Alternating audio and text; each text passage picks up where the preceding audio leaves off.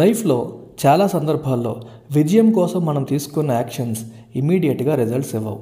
మనం ఏదైతే జరగాలని కోరుకుంటామో, ఏదైతే నిజంగా జరుగుతుందో రెండింటికి మధ్య గ్యాప్ అనేది ఉంటుంది. Results are often delayed. They wait till a critical threshold is reached.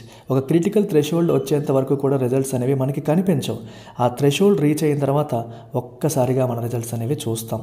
ఈలోపు we have to overcome that valley of disappointment. మీకు చైనీస్ బ్యాంబూ స్టోరీ తెలుసా? చైనీస్ బ్యాంబూ మనకి వేసిన విత్తనం వేసిన తర్వాత వెంటనే గ్రోత్ కనిపించదు. దానికి ఎప్పట్లాగే అన్ని మొక్కలకి వేసినట్టుగానే వాటికి నీళ్లు పోయాలి, ఫెర్టైల్ సాయిల్ కావాలి, లైట్ కావాలి, అన్నీ కావాలి. సంవత్సరం పాటు దానికి ఫుల్ కేర్ తీసుకున్నా మనకి ఏ గ్రోత్ కనిపించదు. 2 years still no growth, 3 years still no growth, 4 years still no growth. కానీ 5th yearలో ఒక మిరాకిల్ జరుగుతుంది. కేవలం 6 వారాల్లో 80 అడుగులు 80 feet హైట్కి ఆ చైనీస్ బ్యాంబూ ట్రీ పెరుగుతుంది. దీని అర్థం ఏంటి?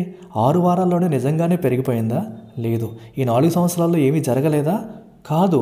ఈ 4 సంవత్సరాల్లో ఈ 6 వారాల్లో 80 అడుగులు ఎత్తుకి ఎదిగేందుకు అవసరమైన ఫౌండేషన్ని సెట్ చేసుకుంది. ఒక కంప్లీట్ ఎలాబొరేట్ రూట్ సిస్టమ్ ఈ 4 సంవత్సరాల్లో అది బిల్డ్ చేసుకుంది. కానీ అది ఏది మనకి కనిపించలేదు. మనకి ఫైనల్గా ఆ 80 అడుగులు 6 వారాల్లో పెరగడం మాత్రమే కనిపిస్తుంది. సో దట్ డజంట్ మీన్ 4 yearsలో ఏమీ జరగలేదని కాదు. అలాగే లైఫ్లో సక్సెస్ కూడా అంతే. మనకి రిజల్ట్స్ కనిపించినప్పుడే మనం సక్సెస్ చూస్తాం. కానీ రిజల్ట్స్ కోసం మనం అంతకుముందు పడిన ఎఫర్ట్ ఏది వేస్ట్ అవ్వదు. ఆ రిజల్ట్ రావడానికి అవసరమైన ఫౌండేషన్ అనేది వేస్తూ ఉంటుంది.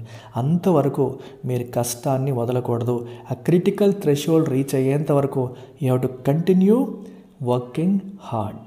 Take care.